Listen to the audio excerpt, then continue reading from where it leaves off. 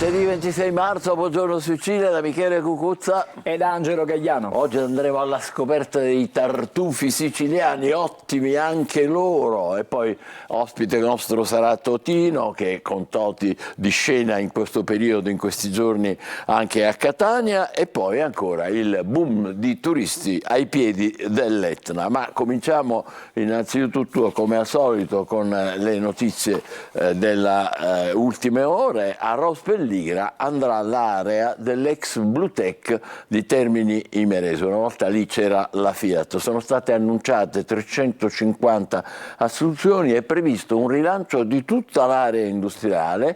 Per fare cosa? La realizzazione del più grande porto commerciale e logistico della Sicilia occidentale. Vediamo i particolari e le reazioni.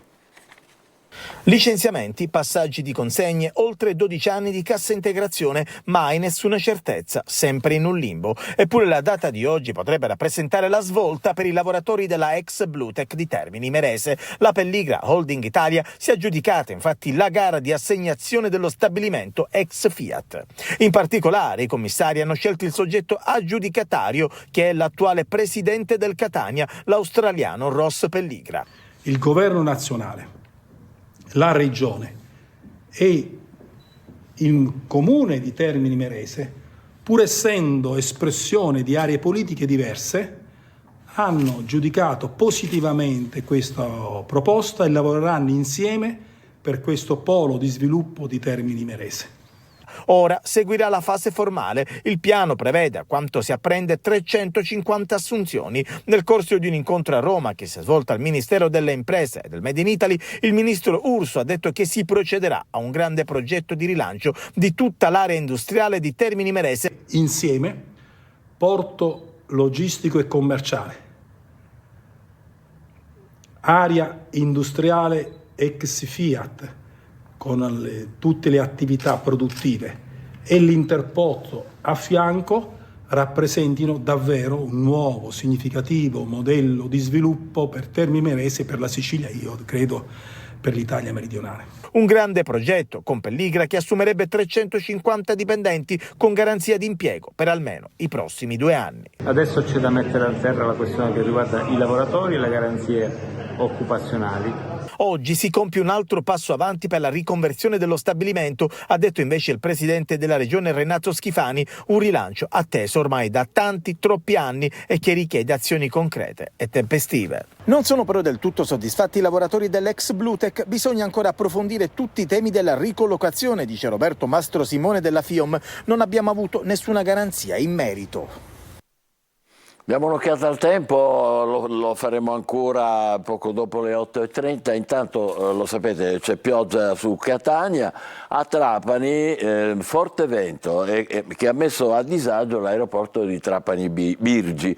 Ci sono state stanotte raffiche che hanno superato i 150 km all'ora, pensate, hanno divelto coperture in lamiera, segnaletiche verticali, alcuni mezzi, anche degli alberi. Tutto questo all'aeroporto di Trapani Birgi stanotte, e si sta lavorando naturalmente per garantire, malgrado le raffiche che ancora continuano, non con questa intensità, ma continuano, per garantire le operazioni di volo. Pasqua alle porte, si cerca di avere la più sicura atmosfera possibile, e quanto faranno i carabinieri a Catania, che hanno stabilito già un rafforzamento dei controlli sul territorio. A Palermo è un po' diversa la situazione, perché i residenti dei quartieri popolari sono sfiduciati e pensano di rivolgersi addirittura alla sicurezza privata per fronteggiare la criminalità. Vediamo perché e come. Cartoline da Palermo, con finestrini delle auto frantumate, i cocci disseminati tra abitacolo e strada, segnali di un furto consumato. L'ultimo scatto in via Fiume, dove è stata colpita una Jeep, somiglia ai tanti atti vandalici che si consumano a Palermo, con l'intento di racimolare spiccioli o riciclare oggetti trovati all'interno. Spesso a compierli sono tanti tossicodipendenti della zona di Ballarò per pagarsi le dosi di crack. I residenti sfiduciati stanno pensando di affidarsi alla sicurezza privata, mettendo mano al portafoglio controlli per colmare l'assenza dell'aumento della prevenzione da parte delle forze dell'ordine. Mentre a Palermo matura l'idea di una sicurezza privata, a Catania e provincia ha preso il via un piano straordinario di controllo. L'operazione Pasqua e Pasquetta Sereni, disposto dal Comando Provinciale dei Carabinieri, ha l'obiettivo di aumentare i livelli di sicurezza durante le vacanze pasquali a cittadini e turisti. Il piano, che coinvolge circa 900 militari distribuiti sul territorio, ha già consentito di identificare oltre 200 persone. L'intensificazione del servizio riguarda snodi viari nelle zone di accesso alle località ai piedi dell'Etna e marittime, pattuglie anche sulla strada regionale Mare Neve verso la zona di Piano Provenzana. Ma la sicurezza nel periodo festivo deve riguardare anche i viaggiatori, aiutarli a prenotare online in sicurezza è l'obiettivo di Booking.com e Polizia di Stato tramite la Polizia Postale, attraverso suggerimenti e raccomandazioni. Tra le 5 regole bisogna mantenere private le informazioni personali, raddoppiare la sicurezza con autenticazione del pagamento a 2 fattori, non fidarsi di richieste di pagamenti fuori dai termini e poi controllare e ricontrollare. Dietro un prezzo troppo conveniente potrebbe celarsi l'inganno. Rientriamo in studio, è il momento della rassegna stampa con Angelo. E cominciamo stamattina con la Sicilia, la prima pagina della Sicilia. In apertura, eccolo qui il titolo: a Pelligra l'area ex Bluetech di Termini Imerese, lavoro e rilancio con un interporto, l'annuncio del ministro Urso al vertice con Regione e anche i sindacati. Ma intanto ci sono anche i fatti nazionali che tengono sempre alta l'attenzione. Teste inchieste, bufera giustizia, la riforma Nordio infiamma, l'Associazione Nazionale Magistrati, altri guai intanto per la Santanchè, Bari, il caso della foto. E poi, restando comunque in Sicilia, europee, l'effetto Lombardo sul centrodestra, ecco cosa cambierà, quelli che sono, diciamo, i possibili scenari. Poi, attenzione a questo titolo: senza lode, il riferimento è alla inchiesta Università bandita a Catania, chieste condanne per oltre 144 anni, 10 anni e 8 mesi le richieste per l'ex rettore Basile, 4 per l'altro ex rettore Pignataro. Poi ancora vediamo sempre dalla prima pagina: Lentini, ladri uccisi a fucilate. Eccolo qui il titolo, lo evidenziamo. Dentro l'agrumeto ergastolo confermato per i 2 guardiani. E sempre dalla prima pagina, però a carattere internazionale questo: missili russi piovono sull'Ucraina, allerta massima della NATO, attentatore di Mosca in tribunale. Ci sono poi anche delle foto che vedremo, ma intanto cominciamo con gli approfondimenti dalla prima. Vedete, a Pelligra l'ex Bluetech di Termini, previsto il rilancio dell'intera area che diventerà il principale porto commerciale della Sicilia occidentale con tanto di interporto, assunti 350 dei 760 ex operai della Fiat e anche dell'indotto. Questo è, diciamo, il fatto di carattere economico. Poi l'inchiesta Università bandita, la stangata dei PM, 144 anni di pene e per gli imputati VIP, la requisitoria, la procura, concorsi accademici a tavolino, chieste 39 condanne, 12 assoluzioni, numeri pesanti per gli ex rettori, 10 anni e 8 mesi per Basile, 4 anni per Pignataro, per Bianco e Licandro, 3 anni e mezzo per l'ex procuratore D'Agata, 3 anni. Sono tutte richieste, attenzione, di condanne. Adesso si aspetterà poi chiaramente la difesa, questa è la requisitoria del pubblico ministero. Poi ancora la politica, l'effetto Lombardo sul centrodestra, quali possono essere gli effetti dopo la rottura con la Lega. 2 opzioni per gli autonomisti liberati, fra virgolette così: l'asse con Forza Italia per Chinnici o l'appoggio a Razza per Fratelli d'Italia, Cuffaro vicino al patto con Renzi. Questi sono gli scenari che si prospettano per la nostra regione. Restando sempre ai fatti di cronaca, però stavolta, eccolo qui: Romania è stata respinta l'istanza per i nisseni Filippo e Luca, niente domiciliari in Italia, in carcere da maggio scorso con un'altra italiana. I familiari di Mosca, giudici vergognosi, nessun aiuto dalla politica. Il 9 aprile in visita l'eurodeputato Donato a Costanza, il 19 aprile invece è prevista la sentenza di appello. E poi per il morto alle Bahamas il falegname di Giar, i PM Etnei avranno i vetrini, il ministro Nordio firma infatti la rogatoria internazionale per avere questo importante materiale. Ma restiamo sulla Sicilia, stavolta per Catania, restiamo sulla città di Catania e torniamo a quanto visto e seguito nella giornata di ieri, quanto avvenuto domenica sera. Pestaggio per vendicare l'offesa, la spedizione punitiva di domenica sera in 5 contro 1, ferite ragazze estranei ai fatti, emergono i primi dettagli della rissa al caffè Europa, calci, pugni e colpi di casco in testa a un giovane, forse per una donna contesa. Questa sarebbe stata, diciamo, la causa scatenante di questo raid punitivo. E poi la notizia di cui magari approfondiremo fra non molto: Catania al 4° posto tra le città con il clima migliore d'Italia. Questo sì, poco dopo le 9, anzi alle 9 circa, approfondiremo questa bella notizia. E quindi ci torneremo. E poi mi piace segnalare sulle pagine dello sport questa mattina sulla Sicilia l'intervento del vicepresidente Pelligra ieri a Corner, ripreso dal collega Giovanni Finocchiaro. Pelligra vuole rilanciare il calcio in città, non pensiamo a un disimpegno, però cerchiamo la serenità. Queste le parole, la sintesi, diciamo, di Vincenzo Grella, del vicepresidente, che ha anche detto che si assume la responsabilità di quanto sta avvenendo. Si farà poi il punto alla fine della stagione, si tireranno le somme e si faranno le dovute valutazioni. Intanto siamo adesso alla Giornale di Sicilia, che ha un'apertura di carattere internazionale, perché adesso c'è apprensione.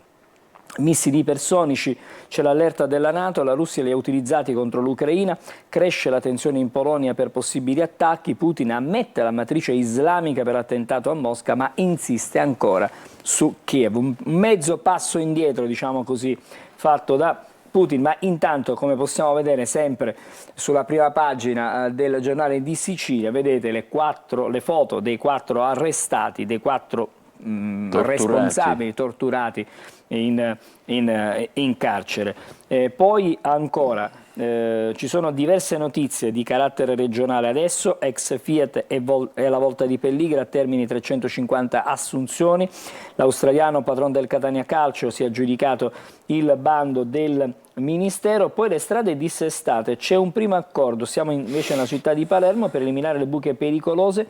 Entro l'estate si partirà con i cantieri che toccheranno pure Corso Alberto Amedeo, via Fiume e via Lincoln. Questi insomma sono i primi passi per risolvere questa questione. Monitoraggio e controllo in vista di Pasqua, l'abbiamo già visto nel servizio che abbiamo proposto poco fa nel nostro telegiornale. Adesso le pagine di Repubblica Palermo, questa è la prima, vedi un'apertura diversa su Repubblica. Eccolo qui il titolo: il manganello della Sinfonica, ma politici e sindacati tacciono, critica Beatrice Venezzi, sospesi 3 orchestrali, solo il Movimento 5 Stelle attacca e parla di scandalo. Poi ancora misteri e silenzi sull'uccisione del Gambiano, il giallo che viene evidenziato questa mattina sulla prima dell'edizione di Palermo di Repubblica.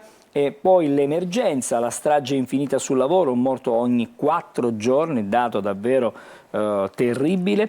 Termini Imerese, la ex Blutech va a Rospelligra, 350 assunzioni. E poi il caso, eccolo qui evidenziato, Catania, un boss scrive al giudice: mi pento per salvare i nipotini. Questa è la lettera.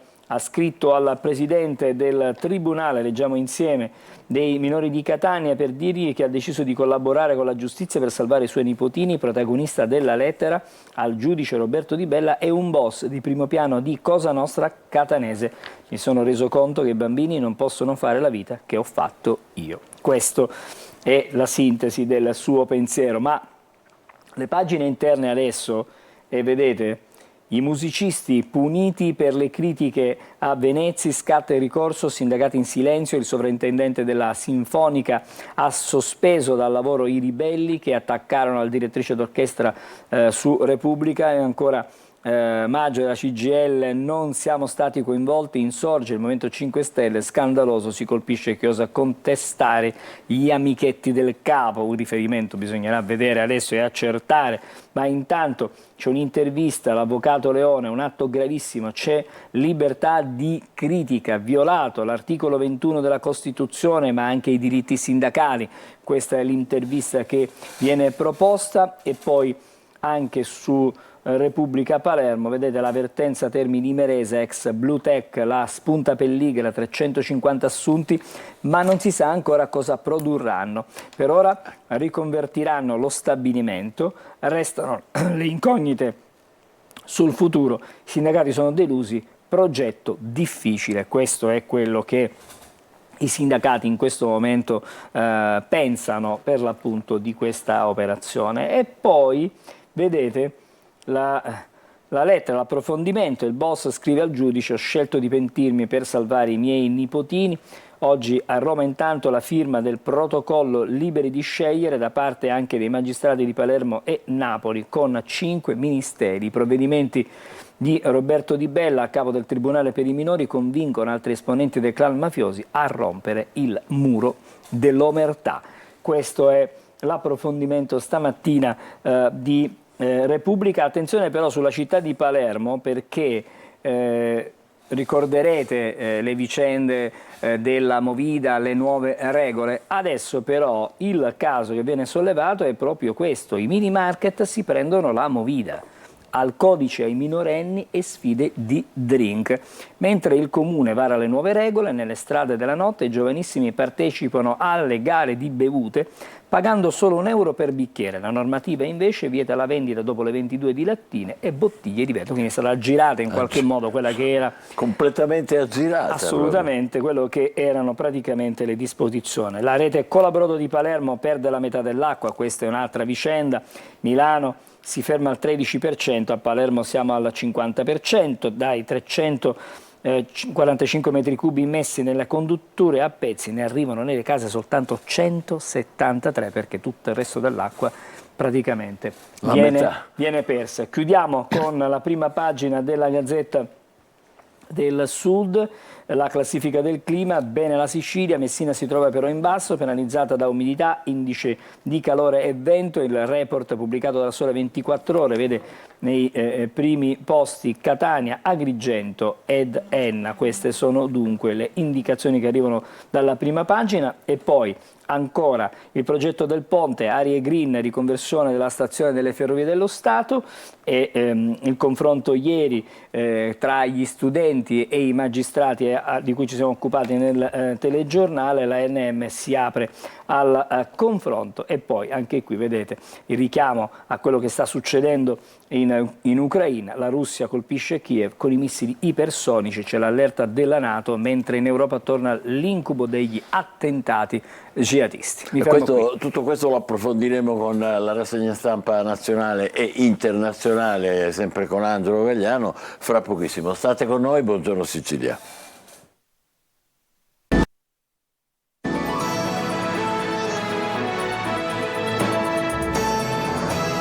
Sicilia, siamo arrivati alla rassegna stampa di Quotidiani Nazionali con Angelo Gagliano. Allora, cominciamo stamattina con la prima di Repubblica intanto, che ha questa apertura certamente un po' allarmistica: allarme ISIS in Europa. Macron teme attacchi e tende la mano alla Russia contro il terrorismo, sventati degli attentati in Svezia e Germania, Crosetto in allerta ogni giorno. Putin, strage jihadista ma giova a Kiev. Quindi insomma cambia un pochettino quello che è il suo punto di vista, però c'è sempre la matrice, insomma l'origine, l'aiuto, fra virgolette, di Kiev. La guerra in Medio Oriente, l'ONU vota il cessate il fuoco a Gaza, astensione USA lo strappo con Israele, un altro fatto importante, diciamo, a livello internazionale. E poi i due fatti, diciamo, di carattere politico in Italia, perché intanto c'è la rabbia, l'ira di Meloni su Salvini e lui a dividere la coalizione in vista delle europee, e poi c'è l'altra vicenda, quella di Bari: la destra attacca De Caro con bugie, trame e veline. Questa è la riflessione che troviamo sulla prima pagina di Repubblica, dove, devo dire, ci sono due fatti importanti, i dati Istat sulla povertà che sono davvero allarmanti, il record storico della povertà in Italia per famiglie e bimbi, si raggiunge un nuovo record, oltre 2.234.000 famiglie per un totale di 5 milioni, quasi 6 milioni di italiani nel 2023 hanno praticamente... 5-6 milioni siamo al 10%. È un dato allarmante davvero. E poi i diritti digitali, attenzione perché l'Unione Europea va contro le big tech, ostacolano la concorrenza. Questo è il punto di vista dell'Unione Europea. Sul Corriere della Sera vedete in primissimo piano lo strappo, USA Israele, strappo all'ONU, gli Stati Uniti si astengono, passa la richiesta di cessate il fuoco, c'è l'ira di Netanyahu, il premier ebraico blocca la missione a Washington, Hamas pronti allo scambio dei prigionieri e speriamo insomma si possa comunque in qualche modo arrivare ad un cessate il fuoco. E poi vedete quest'altra fotonotizia sulla prima pagina, usati i missili ipersonici, la NATO blinda i confini, intanto Mosca, i sospetti in tribunale, i segni delle torture per i 4 che sono stati arrestati dopo l'attacco alla periferia di Mosca. E poi De Caro, scontro sulla foto, Meloni difende il Viminale, il sindaco, la sorella del boss non c'entra nulla con la mafia, questa è la versione del sindaco di Bari.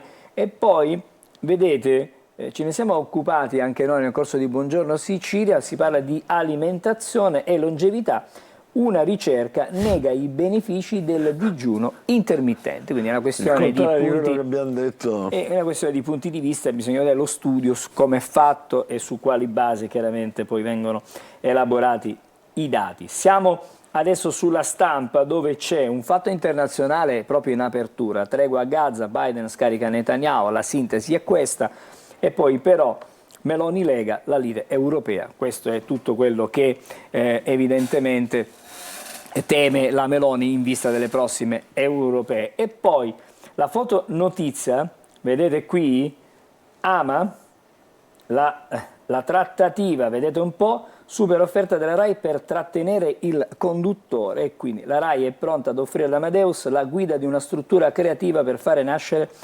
l'intrattenimento nuovo. Quindi sì, ci sono in questo momento trattative in corso, strategie che vengono evidentemente portate avanti. Lasciamo la prima pagina della Stampa, adesso siamo sul Giornale.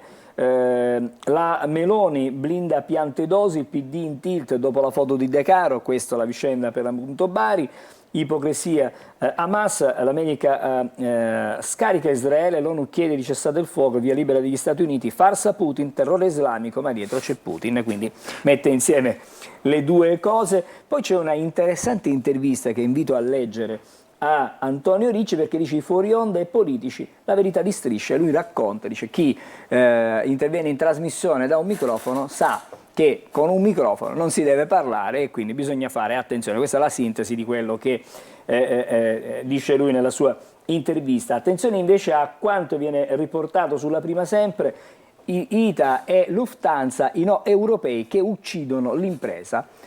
Quindi c'è un ostruzionismo, diciamo, a livello europeo, ci sono tanti paletti perché questa fusione si possa fare. Adesso Avvenire, colpo per la tregua, eccolo qui il titolo. All'ONU ha approvata per la prima volta una risoluzione che chiede alle parti il cessate il fuoco e la liberazione degli ostaggi.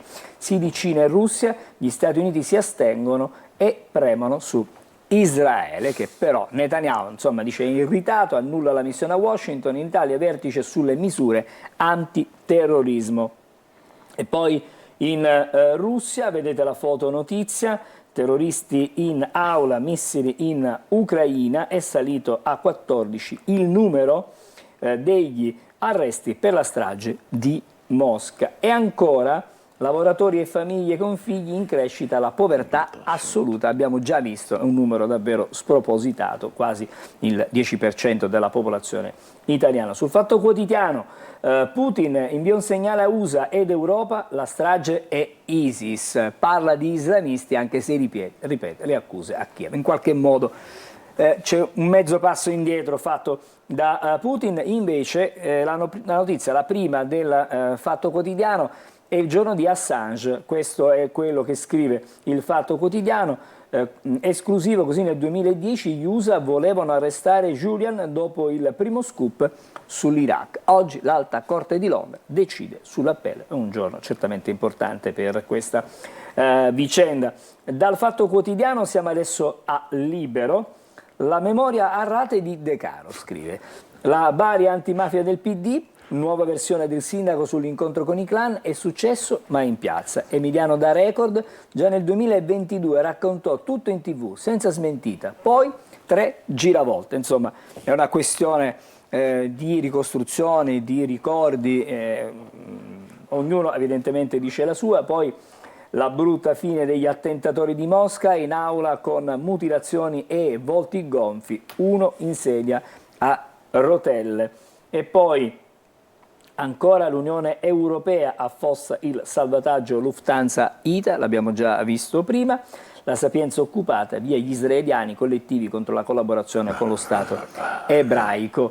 Ancora altre prime pagine, fotonotizia, vedete, sul Manifesto, il veto strappato, così scrive il Manifesto.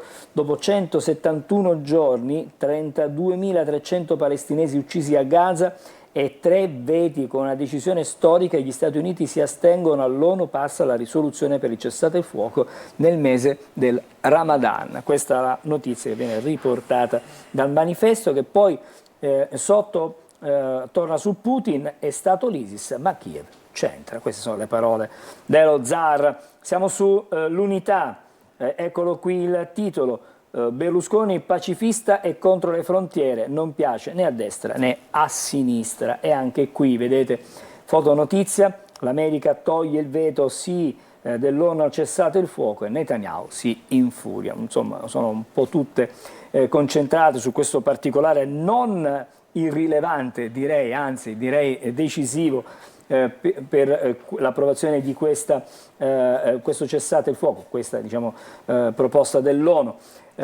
Tariffe, siamo nel caos della sanità, l'allarme delle RSA, conti a rischio rosso, si parla dunque di sanità. E poi vedete, i miei sospetti suderavano le accuse di Lady Vaticano, questa inchiesta che va avanti, un caso sui dossier. Bari Connection, la foto, il prete, le bugie, le amnesie, De Caro traballa. Questo è il titolo scelto dal Tempo.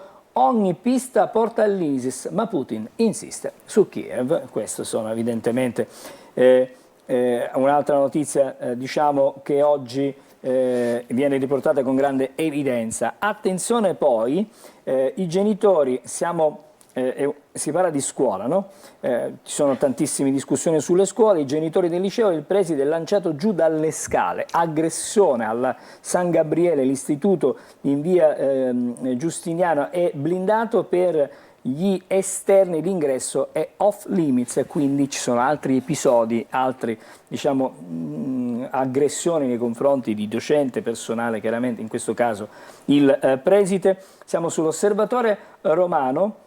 Eccolo qui, solo lui ci può liberare dalla inimicizia, dall'odio e dalla violenza. L'Angelus, l'accorata preghiera anche per la martoriata Ucraina e per Gaza. Sono le parole del Papa nella Domenica delle Palme, che ha ricordato le vittime del vile attentato terroristico a Mosca. Ancora una prima pagina, siamo sulla Nazione di Firenze. Supermissili su Kiev, sale l'allerta NATO.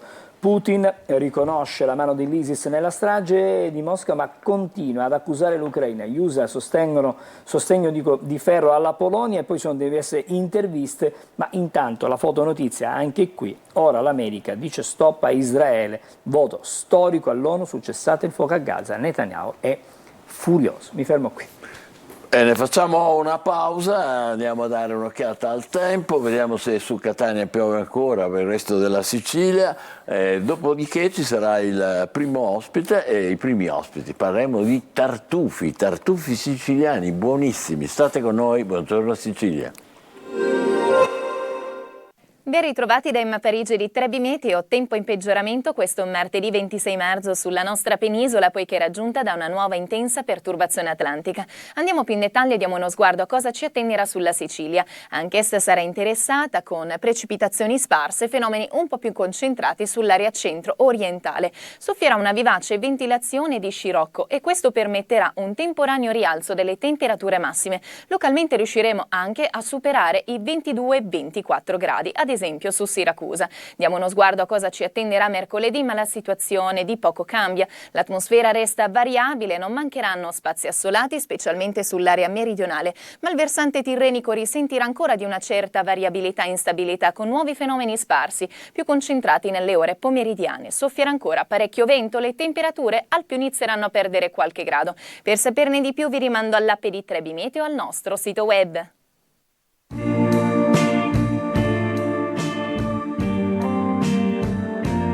Posso dirti ciò che sento da tempo? Dimmi. Tutti i giorni su Antenna Sicilia alle 12:50 E 19:20 c'è chi la vuole cotta. Eccoci di nuovo in studio, c'è un'ultima ora, è stata scoperta una truffa sui bonus edilizi a Messina. Sono state arrestate 6 persone dalla Guardia di Finanza, gli indagati sono accusati a vario titolo di associazione per delinquere, dedita appunto alla truffa. In cosa consisteva la truffa? Erogazioni pubbliche, indebite compensazioni fiscali, autoriciclaggio. Queste sono le accuse, naturalmente, sequestrati oltre 37 milioni di euro. Do il benvenuto a 2 ospiti gratitissimi, Giovanni Landini, che è micologo, quindi esperto di funghi, e Giuseppe Guzzetta, che è presidente dell'associazione micologica Giuseppe Inzinga di Palermo. In collegamento con noi c'è Filippo Miracula, dovremmo vederlo, eccolo qua, che è il sindaco di San Marco d'Alunzio, vicino a Messina. Arriviamo a lei fra un attimo, signor sindaco, perché prima però ho visto un pacchettino che mi alletta non poco. Sapete che cosa sono questi? Questi sono, lo dica lei. Questo è Tuber Borchi, è tartufo siciliano che viene da Piana degli Albanesi, una località vicino dai Monti di Palermo. Angelo, prova un po'. È stato cavato ieri da un nostro socio, Gaspare Valenti, e sono delle pezzature. Per ora ha raggiunto l'apice della maturazione, il tartufo. Loro non sentono il profumo. Lo sento io. Vi assicuro che sono deliziosi già dal profumo. Allora andiamo al sindaco Miracola. Innanzitutto questo, come dire, San Marco d'Alunzio, in provincia di Messina, capitale dei tartufi siciliani. No, buongiorno a tutti, saluto gli ospiti. Buongiorno. Non siamo capitali dei tartufi. Io devo ringraziare l'associazione micologica per aver avuto questa intuizione sul mio comune. Noi siamo gli ultimi arrivati forse in Sicilia, però possibilmente ci posizioniamo in un buon punteggio, ecco. Sì, però descriviamo un po' la caratteristica dei vostri tartufi, perché ne parla anche naturalmente la guida Michelin, figuriamoci, dicendo che se sei in Sicilia San Marco d'Alunzio è un borgo assolutamente da visitare. Siete nei Nebrodi, no? Ci parli un po' della sua città. Sì, noi siamo nel cuore del Parco dei Nebrodi, siamo un balcone della Sicilia, perché siamo di fronte alle isole Eolie, cioè davanti io in questo preciso momento. È bellissima questa vista, è meravigliosa che stiamo vedendo adesso. Ecco, davanti abbiamo Alicudi, Filicudi, Salina, ecco, è il balcone veramente della Sicilia. Siamo a metà strada fra Messina e Palermo, a 600 metri di altezza e a 6 km dal mare. Ecco, un posto ideale, una meta importante. Apparteniamo alla rete dei borghi più belli d'Italia. Ecco, grazie all'intuizione anche dei tartufi, ma di tante altre cose, stiamo crescendo turisticamente. Anche perché, Sindaco, anche perché voi avete delle rovine bellissime del Tempio di Ercole e un castello normanno che è la conferma della storia antica di San Marco d'Alunzio, giusto? Certo, noi abbiamo quasi 3.000 anni di storia, noi abbiamo il Tempio di Ercole che è stato ristrutturato ultimamente, abbiamo il castello normanno dove ci fregiamo di avere tutte queste bellezze architettoniche. Non solo, abbiamo 23 chiese, abbiamo 3 musei, grazie a Dio non ci manca niente, ecco, abbiamo un po' tutto. Evviva, complimenti. Allora, rientriamo con i nostri ospiti in studio, Giovanni Landini e Giuseppe Guzzetta. Qualche giorno fa la Regione è stato approvato un nuovo regolamento. Cosa prevede? Intanto io, scusate, ma mi inebrio. Mercoledì in giunta, finalmente, dopo un percorso travagliato, è stato approvato il regolamento che non è altro che l'attuazione della legge 35 del 2000. Cosa prevede? Nel 2000 sostanzialmente la regione siciliana era l'unica regione d'Italia che non aveva una legge sul tartufo, si è dotata all'unanimità, è stata votata questa legge sul tartufo siciliano.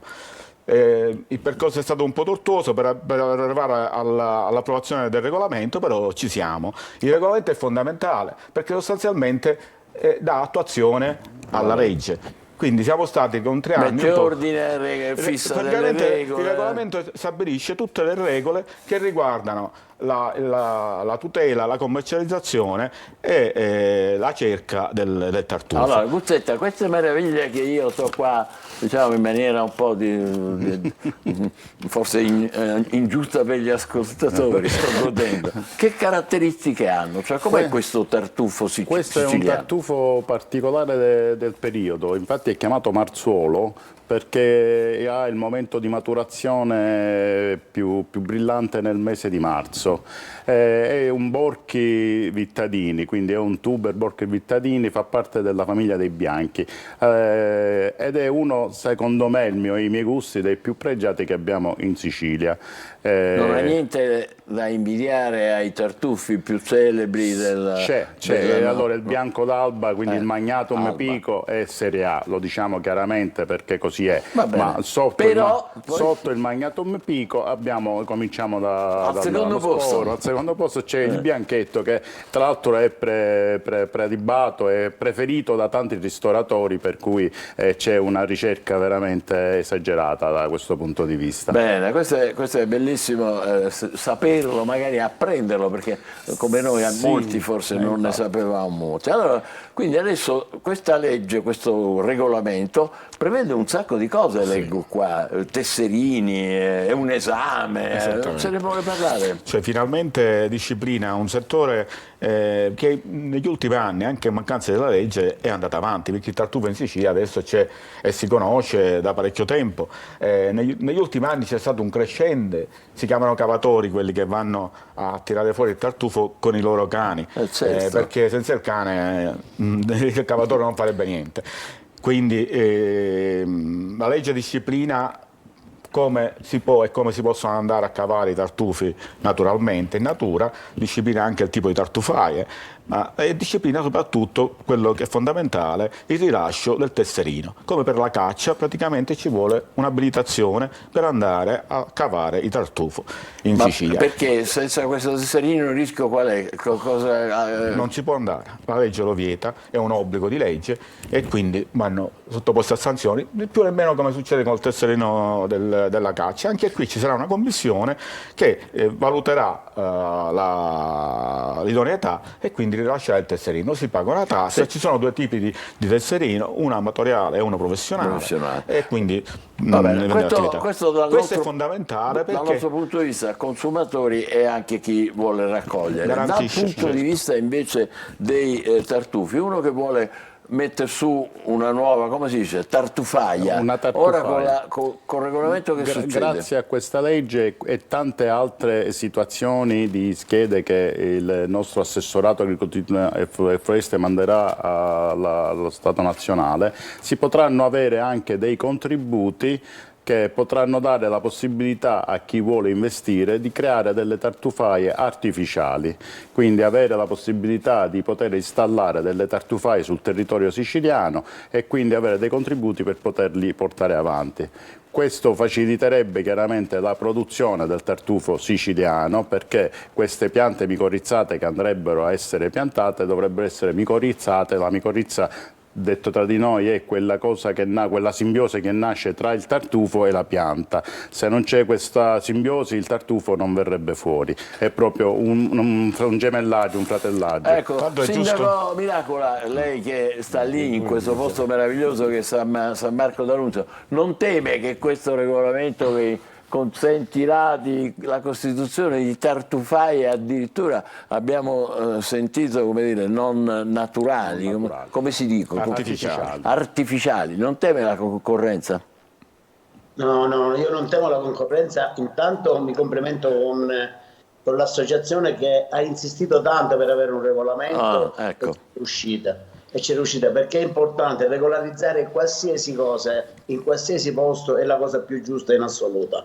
Poi mi preme dire pure una cosa, io penso che la natura non ha concorrenza, quindi noi che siamo nel parco naturale, noi che siamo per l'ambiente, l'industria non ci può creare problemi. Quindi non ci sono. Oh, vabbè, Sindaco, adesso veniamo alle cose un po' più terra-terra. Il suo suggerimento, io adesso a pranzo, facendo invidiare i miei colleghi di qui in redazione, voglio gustarmi un po' di questi tartufi. Che suggerimento mi dà? Come facciamo? Che faccio? Guardi, io gli do il suggerimento di venire a San Marco d'Annunzio, perché l'associazione devo fare il telegiornale. Abbiamo trovato un ristorantino che sa cucinare il tartufo siciliano in un modo delizioso. Quindi quando lei viene grazie, ripeto, verrò con il mio collega Angelo Gagliano naturalmente, e forse porteremo un po' di altri colleghi della redazione. Guardi, con piacere, sarà veramente un piacere. Quindi diciamo, per concludere, così per restare in tema però, prego. Questo sicuramente lo dovete mangiare in giornata. La morte sua si dice è con l'uovo. Certo, famoso. Quindi l'uovo anche semplice, se poi ci fa un letto di asparagi, altre cose ma anche l'uovo semplicissimo, rotto, questo poi ci vuole un altreccio, insomma, va tagliato sottile, va lavato, spazzolato, si toglie la terra, non si tocca. Se lo usate oggi stesso lo potete, diciamo, colazionare all'inglese, ecco, messo sopra a fettine sottilissime sopra l'uovo prima di spegnerlo, proprio un momento prima di spegnerlo, così si insaporisce. Il tartufo normalmente non va mai cotto, perché perderebbe, come tutte le sostanze volatili, col calore vanno via. E quindi l'uovo deve essere appena rotto, occhio di bue. Dovremmo fare una pausa. Voi ascoltatori ci giustificherete, è vero, però noi andiamo a gustarci il tartufo siciliano con l'uovo non grattugiato ma tagliato a scaglie sottili, è vero? Sì. Bene, davvero. Adesso, a parte gli scherzi, complimenti, grazie di questo omaggio di cui approfitteremo certamente. È il minimo che potevamo fare. Grazie. I ringraziamenti vanno fatti ai nostri cavatori che ce l'hanno donato, l'abbiamo recuperato, diciamo, in estremis ieri pomeriggio. Scusi, ma volendo fare un calcolo, diciamo, che non si fa terra-terra. No, si fa, è giusto farlo, anche perché il paragone con Magnato Umbrico, col tartufo pregiato, perché i ristoratori lo cercano questo tartufo? Sia perché è molto profumato, come sentite, e quindi aromatizza molto i piatti con poco prodotto, sia perché rispetto al Magnato Umbrico questo è un prodotto che costa oggi 600-700 euro, quindi questo qua contro i 1.500. Al chilo, parliamo del pezzo al chilo. 100 grammi, quindi da 50 a 60 euro. Quindi un cavatore però con 20 grammi di questo ci fa un piatto abbondante. Un ristoratore. E quindi, diciamo, i ristoratori lo gradiscono. Vabbè, apro una trattoria stamattina. Grazie infinite. Giuseppe Guzzetta e il sindaco in collegamento con noi, Filippo Miracola, sindaco di San Marco d'Annunzio. E grazie anche per questo prestigiosissimo, meraviglioso omaggio che sto disco. Facciamo ancora una pausa e poi dopo ci occuperemo di altro, ci divertiremo con Toti e Totino. State con noi. Buongiorno Sicilia. Che meraviglia, ragazzi. E chi la molla più qua?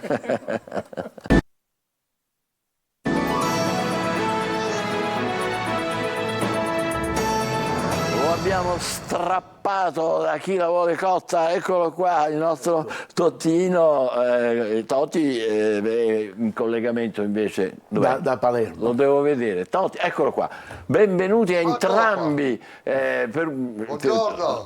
Buongiorno a voi, separati diciamo per modo di dire, perché non si separano mai, tra l'altro reduci da successi teatrali appena conclusi, ma non del tutto conclusi, qui a Catania al Teatro Musco. Saranno ancora il 5, 6, 7 aprile. E poi saremo in tournée. E poi in tournée con i due falsari. I due falsari, sì, è una bella commedia comica, leggera, tratta dal film La banda degli onesti di Totò e Peppino. Sì.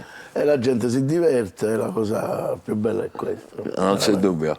Senti, il vostro sodalizio è un sodalizio inossidabile, nato all'Oratorio Salesiano. Esattamente, cioè, aspetta.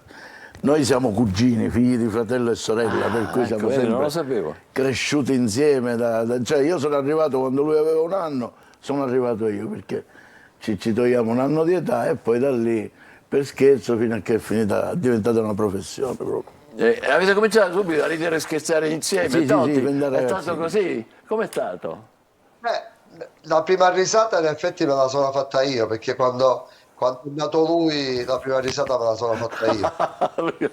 È stato un contrasto, perché lui ha riso vedendo me, io ho pianto perché avevo il taito, capito? Per cui c'è stata questa cosa.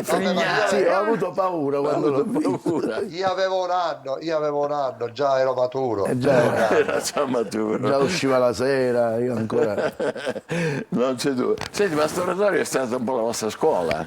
Ma guarda che l'oratorio salesiano, dispiace molto che non ci sono più gli oratori, perché erano un punto di aggregazione e di crescita importante, di crescita tra l'altro eterogenea, perché c'era gente di tutti i ceti sociali, di tutti i tipi, per cui la crescita era buona. E l'oratorio abbiamo cominciato noi, ma che io sappia, Pippo Baudo, un sacco di artisti hanno cominciato proprio dall'oratorio, che è stata una fucina di tutto. E tra l'altro voi, Toti, facevate il teatro, diciamo, dialettale di quello più amatoriale. Sì, ma poi vi cimentavate con Martoglio, Pirandello e ancora altri, è vero? È vero, Girgenti, Capuana, sì, abbiamo toccato tanta commedia siciliana, ma commedia siciliana che ancora oggi va in giro con le filodrammatiche, ma anche con le compagnie d'autore. Certo. E poi ci siamo messi anche a scrivere delle piccole commedie. Presto? Sì, ce n'è una che è nata, sembra scherzo, da un funerale di casa nostra. No. Da lì ci nacque l'ispirazione ed è venuta fuori tragicomica. Sì, è nata proprio così. E poi naturalmente, come dire, il successo più grosso è stato quando avete cominciato a frequentare le feste di piazza. Sì, quelle sì, ma parliamo veramente, non lo diciamo quanti anni fa abbiamo cominciato la piazza, c'è stato. Anche perché Michele, tu in quel periodo facevi ancora le scuole elementari, quindi... Mentre tu eri già maturo, vero? Abbiamo cominciato con una, oggi si direbbe vecchia impresaria, ma io dico vecchio impresario donna, che era fantastica, la signora La Bua, che era un'impresaria che faceva show in giro per tutta la Sicilia e l'Italia, e noi abbiamo cominciato quando si faceva il varietà, sai Michele, tu te lo dovresti dire, sei un uomo di spettacolo, che si cominciava, che c'era in una piazza, c'era la cantante, la soubrette, il ballerino, il mago, i comici, c'era tutto questo. Veramente, gli ingredienti, c'erano carovane. Come dici Toti, che dicevi? C'era pure il presentatore, con la giacca scintillante, pantalone nero, camicia e papillon. Cioè una piazza si muoveva una carovana di 20-30 persone così. Bellissimo. Bella. E giravate dappertutto? Sì, no? sì. E intanto si cementava il vostro sodalizio. Quello diciamo che è nato con noi. È nato con noi, abbiamo fino alle medie abbiamo fatto le scuole insieme. E poi lì abbiamo fatto due scelte diverse. Perché due scelte? Perché lui è andato all'industriale e alla ragioneria. Solo questo però mi ha differenziato, il resto no, eh? È vero, Toti. Ma che c'aveva Totino che ti catturava? Totino non mi ha catturato perché mi doveva catturare, è che lui è comico, ma proprio comico nell'essenza del significato del ruolo. Per cui io che ho pure la mia quota di comicità, però ho un'altra quota che compensa e completa il gioco della coppia. Però devo dire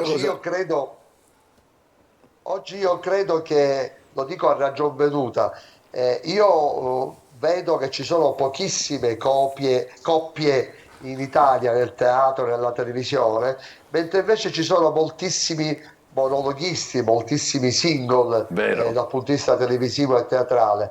E oggi fare coppia è davvero complicato, perché lascia stare l'intesa, lascia stare il voler lavorare insieme, ma ci deve essere anche la capacità di catturare il pubblico, e io di questo ne sono orgoglioso, perché noi abbiamo un pubblico trasversale che parte dai 90 anni e arriva fino ai 3 anni.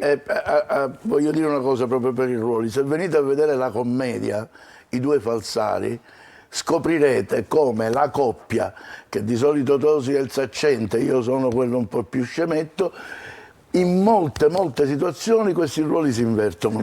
Ed è una cosa bellissima. Ma avete raccontato nelle interviste al nostro telegiornale che delle volte vi fate gli scherzi mentre siete in... Sì, me l'ha fatto nella precedente replica. Per esempio? Allora, lui viene vestito da francescano per nascondersi alla finanza, dato che siamo falsari. Falsari? Cioè, c'è un modo che abbiamo sempre fatto e me lo vedo spuntare a piedi nudi. Sono morto, perché dice: ma che è una caga? Ma io vederlo a piedi nudi, ma non mi ci vini. Ma come ti è venuto? Toti, come ti è venuta questa cosa dei piedi nudi? Perché io devo fare un cambio di scarpe, non ce l'ho fatta e sono rimasto con le calze. Loredana Scalia, che lavora, fa la parte della moglie di Totino, Loredana mi ha detto: Dani, esci con le calze perché fra poco devi uscire. E io ho pensato: ma aspetta un attimo, ma se io me le levo? E lì Loredana ha cominciato a ridere dietro le quinte. Ho detto: vabbè, se funziona qui, funzionerà fuori. Sì. Ma non ha riso tanto la gente, ha riso lui, e lui si è trascinato tutte le persone. Che reazione hai avuto? Ridere e fare diventare il riso pianto, vede? Sono così nei guai che mi viene da piangere e da ridere nello stesso tempo, non sapevo che fare. Pensa che mi ha detto, cioè io sono un francescano, e lui mi ha detto, dice: no, veramente lei sembra un carmelitano scalzo. Perfetto, il carmelitano scalzo è giustissimo, davvero. Senti, e poi il cinema, Ficarra, Picone, sì, non solo con loro, perché abbiamo fatto tante cose. Per esempio in Montalbano abbiamo fatto, nel giovane Montalbano, lui sindaco e io vice sindaco, una coppia, veramente una scena che ci hanno fatto gli applausi perché è riuscita perfettamente. Bello. Poi lui ha fatto anche cose in Montalbano. Lì con copione o improvvisavate? No, abbiamo pure improvvisato, ma tu devi sapere che anche certe volte il regista ci dice: io quando ho fatto il film di Piff, quello In guerra per amore, io dovevo fare una scena che, come era scritta, uccideva la battuta del capitano americano, perché si capiva quello che dicevo, invece il capitano mi doveva dire: non ho capito niente. A quel punto Piff mi fa: senti, butta il copione, fai tu. Così è andata. L'avete improvvisata? Sì, ma anche noi insieme spesso. Ma come cominciate? Fateci capire, per esempio, adesso stamattina com'è che comincia? Chi è dei due che di solito attacca a dire la prima... No, comincia che cosa? La scrittura di un testo. Come ti rivolgi, non so, a Toti? Lo chiamo Presidente. Presidente? Presidente, allora, ogni tanto Presidente. Presidente? Presidente, gliel'hai mandata quella lettera al comune per quel progetto? A proposito, il comune mi ha detto che abbiamo 2 lettere in comune, quindi questo comune, a questo punto bisogna capire che cosa ci vuole accomunare, perché altrimenti abbiamo sbagliato. Ma dobbiamo mettere le cose in comune o le mettiamo in provincia? Non lo so, perché se ne esporsi in provincia cominciava ad essere in comune con altri comuni. Va bene, allora E qui accomuniamo tutti quelli che ci seguono e non se ne parla più. Sì, Ecco a questo punto l'improvvisazione. facciamo solo una lettera regionale e finiamo finito. Basta, esatto. E la finisco grandioso. Ma passate le giornate ridendo fra di voi anche? Ah, che certo, capita, ci sono situazioni incredibili che succedono. Per esempio, vi racconto una cosa, la devo raccontare perché sono convinto che molti non ci crederanno, e dico di più, avete tutto il sacrosanto diritto di non crederci. Stavamo andando a Napoli in Rai, che abbiamo fatto Made in Italy, giusto? Arriviamo in aereo a Napoli, siamo in fila, si esce anche da dietro, siamo già in piedi, arriva la scaletta e si sente l'operaio che bussa alla porta in modo che l'hostess aprisse. E io dico a Toti, ma vi giuro, ci si immagini, ma ho detto una cretinata, ti immagini bussano mentre l'aereo è in volo? Così, no, aspetta. Io ho detto così, lui guarda la hostess e con una serietà incredibile, mi scusi signora, ve lo prego, c'è mio cugino che vorrebbe sapere, è capitato mai che bussano mentre siete in volo? La hostess, vi giuro, lo guarda quasi con tenerezza. No, queste operazioni si possono fare solo quando l'aereo è a terra. C'è stata una mega risata di tutti quelli che erano accodati con noi. Poi ho detto a Toti, il peggio sai qual è? Che questo andrà e racconterà, ho visto due cretini che mi hanno fatto questa domanda. Sì, però pure lei ci ha fatto una figura spaziale. Se quando noi ci divertiamo così a porre le cose serie. Ma litigate qualche volta? Tipo? Che succede? Tipo, litighiamo, capita. Ma che sei per rivalità? No, quello mai. Magari per... lui dice una cosa... Un dominore.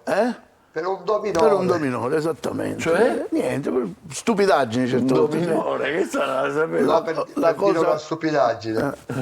No, diciamo, quel pizzico di intelligenza che abbiamo e ci meravigliamo, che nella lite cerchiamo di non fare mai entrare l'azienda. Mai. Fantastico. Allora, quando vi rivediamo? Vi rivediamo, abbiamo detto, 5, 6, 7 aprile ai due falsari al Teatro Musco a Catania. Sì. E poi saremo in giro anche con i nostri spettacoli estivi. E poi? In televisione qui Antenna Sicilia che ci ha battezzati in questo lato 25 anni fa. Senti, Toti, ma non sei un po' geloso di Totino quando sta con la nostra Desiree, no? Io penso che se parliamo di questa forma di gelosia c'è tutta la Sicilia che è gelosa, non sono geloso solo io, però siccome Desiree è una donna straordinaria sotto tutti i punti di vista, si fa scivolare tutto addosso perché è veramente in gamba, e poi è un'ottima mangiatrice, un'ottima assaggiatrice. Questo è vero, perché la vediamo costantemente alle prese con i suoi piatti e mangia. Beh, fantastico. Pensa che io ricordo Desiree,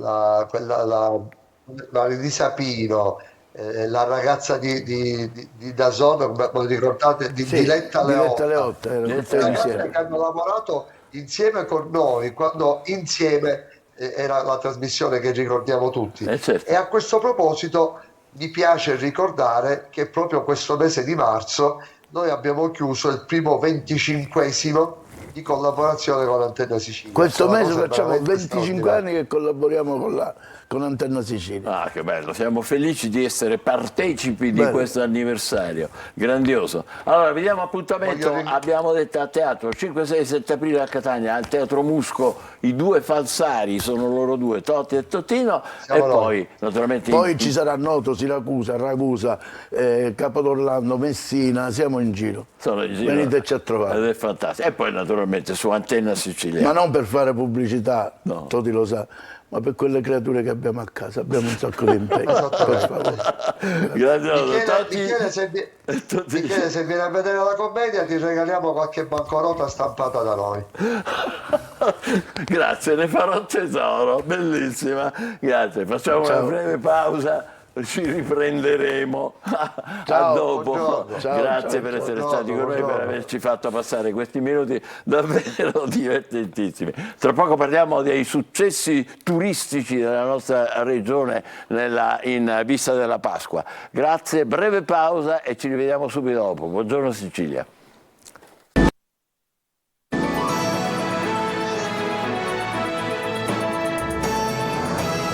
Allora, mi sono dimenticato di dire a Totino che ora questi qua li riporto a pranzo a chi la vuole cotta, e siccome lui mi ha dato un suggerimento, mi ha detto con la ricotta, pensa, allora facciamo ricotta, uovo, ma però ti devi comprare il coso per grattare. Mi ha messo subito in difficoltà. Vabbè, basta con le facezie. Allora, turismo, boom di turismo con il nostro Marco Gullà in collegamento da Palermo, un ospite importante, Nicola Farruggio, vicepresidente vicario di Federalberghi Sicilia. Benvenuti a entrambi. Intanto io leggo sul quotidiano di stamane La Sicilia, Catania al quarto posto tra le città con il clima migliore d'Italia. L'ho letto al nostro Angelo anche nella rassegna stampa quando voi ancora non eravate in onda. Questo non fa che contribuire ai successi della città ai piedi dell'Etna, modestamente. Vai Marco, nonostante un po' di pioggia stamane. Marco.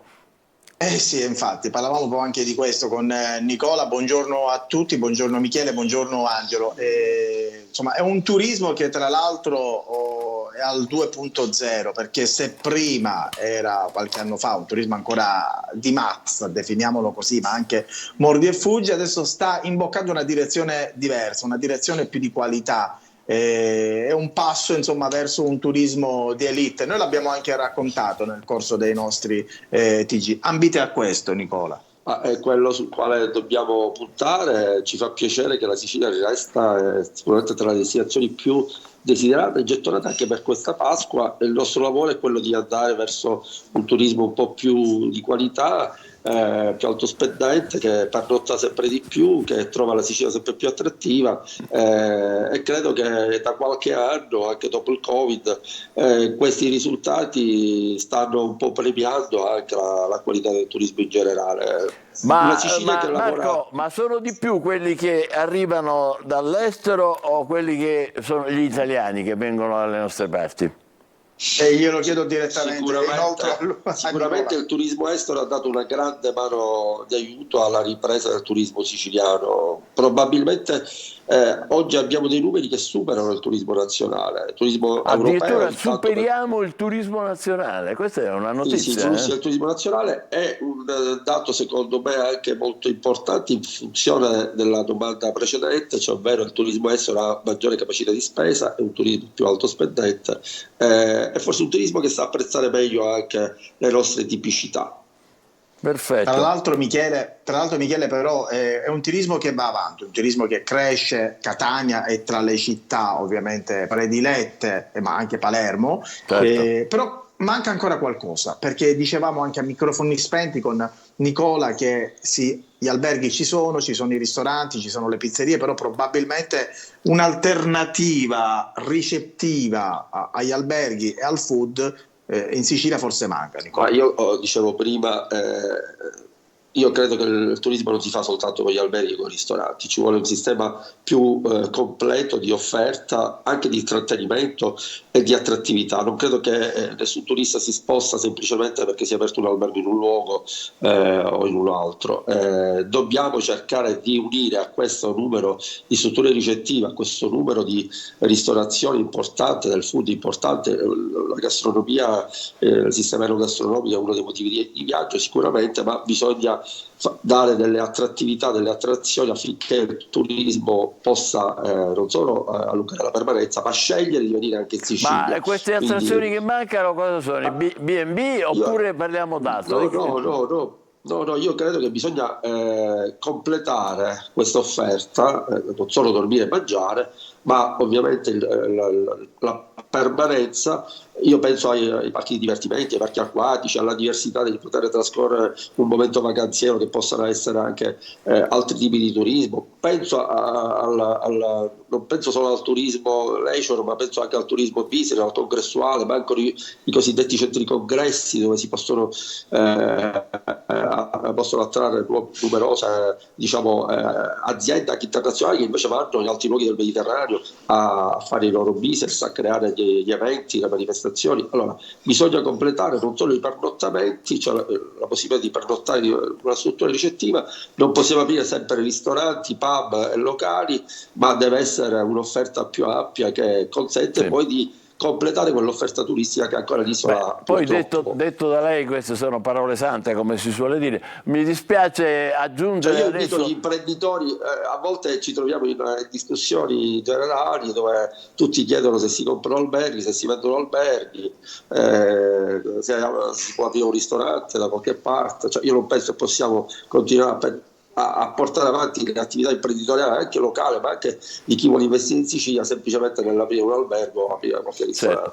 No, volevo dire, una piccola, come dire, macchia nera che insomma torna sempre periodicamente, ora per Pasqua, e voi che siete, diciamo, gli addetti ai lavori avrete sicuramente una risposta su questo, che è il caro voli, che è un po' un problema che non riguarda soltanto noi siciliani che andiamo verso, diciamo, le altre città, ma anche in arrivo, e ci sono delle volte, soprattutto nei picchi delle vacanze come Pasqua adesso, poi d'estate non ne parliamo, cifre francamente, insomma, e non si riesce a trovare una soluzione. La Regione Sicilia ha fatto un'importante come dire, procedura di sconti per i residenti siciliani, che sta dando i suoi frutti. È questa la strada giusta secondo lei, dottor Farrugia? Ma questo è un fattore quasi anche naturale, ma per l'esiguità forse delle compagnie aeree. Io credo che la concorrenza possa superare questo gap che noi abbiamo in determinati periodi del caro voli.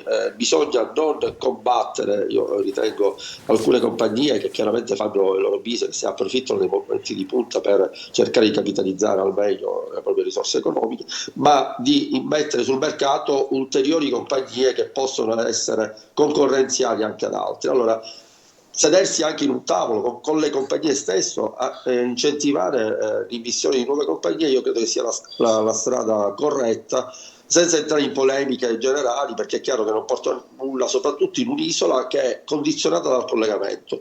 Quindi è chiaro che noi dobbiamo spingere sempre più compagnie a cominciare ad aprire basi in Sicilia, a Catania, a Palermo, comunque, per essere sempre più collegati e quindi sempre più concorrenziali. Importante queste parole. Marco, a te per concludere. Sì. Nicola parlava anche di strade, Nicola Farrugia parlava di strade, ovvio che insomma ancora le infrastrutture sono un problema per il turismo. Ad esempio, se un turista da Agrigento vuole raggiungere Marina di Ragusa in treno, forse è meglio andare a piedi. Non è solo collegare la Sicilia con il resto del mondo, dell'Europa, ma permettere a chi vuole scoprire la Sicilia di poterlo fare in maniera agevole, con un sistema anche di intermodalità, di scambio, un sistema di trasporti integrato che purtroppo ancora sia sul gomma che sul ferro non riusciamo a garantire. Siamo sotto questo aspetto, si parla di ponte, ma il ponte serve anche dal punto di vista mediatico, ma servono tante altre infrastrutture che purtroppo la Sicilia ancora non ha. Per chiudere, 20 proprio secondi, supereremo i numeri del 2023 come turismo anche per quanto concerne la stagione estiva? Il previsionale che noi abbiamo anche come Federalberghi ci dà dei numeri importanti, probabilmente il 2023, che è stato un anno record della Sicilia, abbiamo superato i famosi 16 milioni di presenze ancora ufficiali perlomeno. Io credo che saremo sulla stessa linea e forse qualcosina oltre. Diciamo, facendo gli tempi scongiuri, dovremmo fare un'altra stagione importante. Mi sembra un'ottima risposta con tutti gli auspici del caso. Incrociamo le dita, vi facciamo complimenti per il vostro lavoro e anche per le osservazioni importanti che avete fatto. La necessità, cioè, non bastano alberghi e ristoranti, il magnifico luogo che è la Sicilia, occorrono infrastrutture, occorrono anche politiche per i trasporti soprattutto aerei. Grazie a Marco Gullà per essere stato con noi, con il vicepresidente vicario di Fede Alberghi Sicilia, Nicola Farruggio. Buona Adesso, giornata e buon lavoro. Grazie. Altrettanto a voi. Adesso è il nostro momento dell'almanacco. Oggi, 26 marzo, è la giornata mondiale della lentezza. Un invito a rallentare e vivere un lunedì diverso, concentrati su un compito alla volta. In un mondo dove il lavoro ci segue ovunque, trovarsi a fare 1000 cose insieme può essere stressante e meno produttivo. Infatti gli esperti dicono che gestire più compiti contemporaneamente ci fa perdere il 25% di tempo in più. Quindi oggi prendiamoci il nostro tempo. Go slow, be happy. Avete mai avuto quel momento di panico in cui non ricordate dove avete parcheggiato l'auto? Ecco, fortunatamente queste occasioni sono poche, perché il nostro cervello ha un modo incredibile di collegare automaticamente persone, oggetti e luoghi. Grazie a uno studio condotto dall'Università della California, ora sappiamo di più su come funziona. I ricercatori hanno scoperto che alcuni neuroni reagiscono collegando volti e luoghi, creando immagini combinate. Questo meccanismo di associazione è ciò che ci permette di navigare attraverso un parcheggio affollato e ritrovare l'auto quasi istintivamente. Oggi parliamo di peri peri, un'espressione siciliana che suona come piedi piedi. In realtà in Sicilia significa andare in giro, senza una meta precisa, esplorando o godendosi semplicemente il momento. Non è solo un modo di dire, ma rappresenta un vero stile di vita in Sicilia, dove il viaggio è tanto importante quanto la destinazione.